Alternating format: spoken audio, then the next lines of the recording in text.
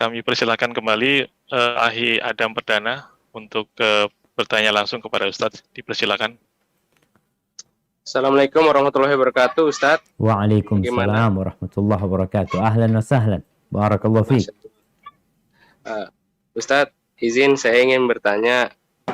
Saya udah sering terkait dengan tema ini ya. Saya ingin ngajak keluarga saya, istri saya, juga saya punya keluarga saya. Namun keluarga saya terutama ayah, ibu, bahkan om juga ada yang masih melakukan kegiatan-kegiatan yang dianggap ibadah, sehingga seperti ada, kalau saya bilang perbuatan-perbuatan yang tidak ada contohnya.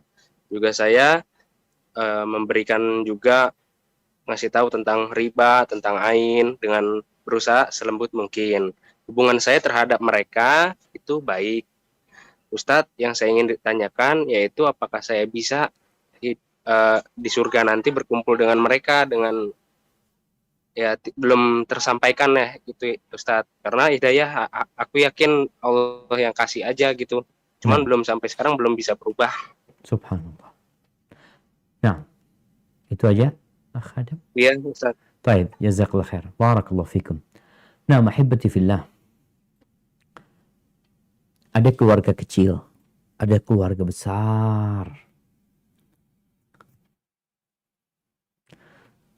Kita tahu posisi anak beda sama posisi bapak. Bagaimana cerita Nabi Ibrahim mengajak bapaknya?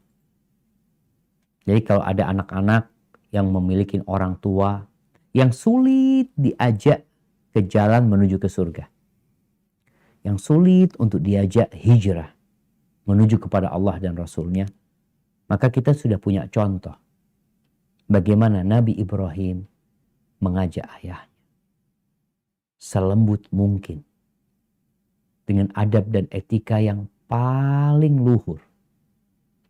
Pada akhir cerita, bapaknya mengatakan, la illam tantahi ya Ibrahim la arjuman.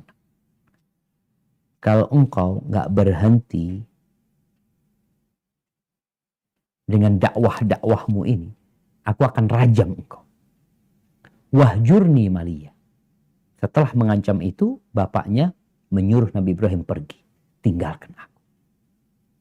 Tapi bagaimana seorang anak yang cinta kepada orang tuanya, yang ingin bersama orang tuanya menuju ke surga?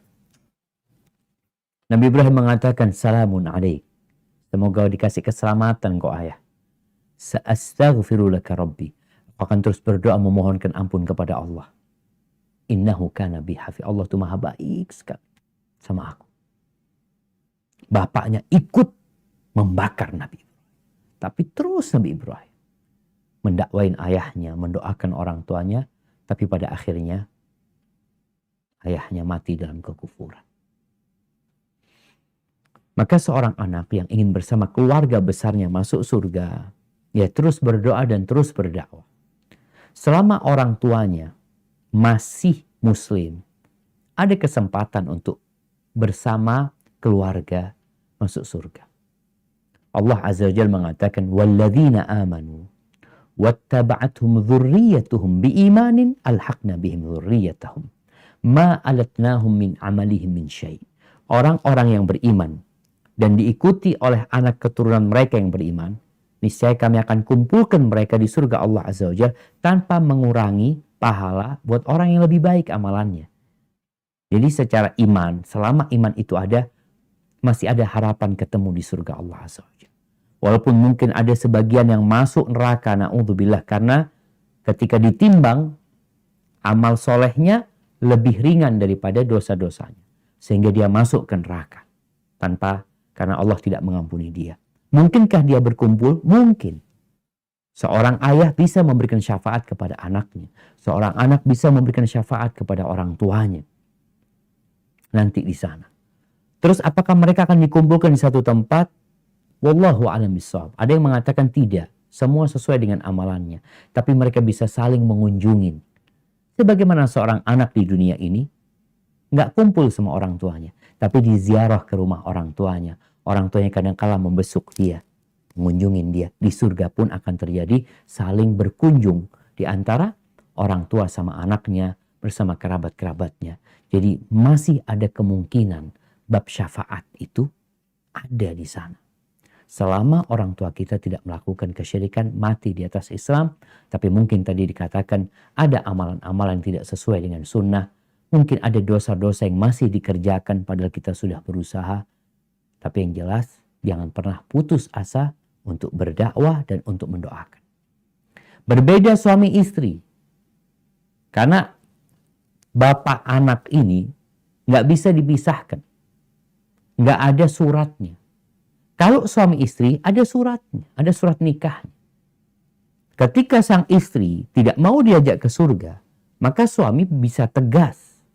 Bahkan bagaimana tadi kita membaca di surat Al-Ahzab ayat 28-29, Nabi ngasih pilihan kepada istrinya, engkau mau ke surga atau enggak? Enggak mau ya sudah. Kalau bicara mau secara lisan iya. Tapi ketika perbuatannya tidak sesuai, maka kadangkala perceraian jadi solusi. Kenapa? Karena suami akan dimintain pertanggungjawaban nanti tentang istrinya. Ini di saat memang nggak memungkinkan. Tapi kalau masih bisa diperbaiki, ya terus diperbaiki. Hadza wallahu a'lam bissawab.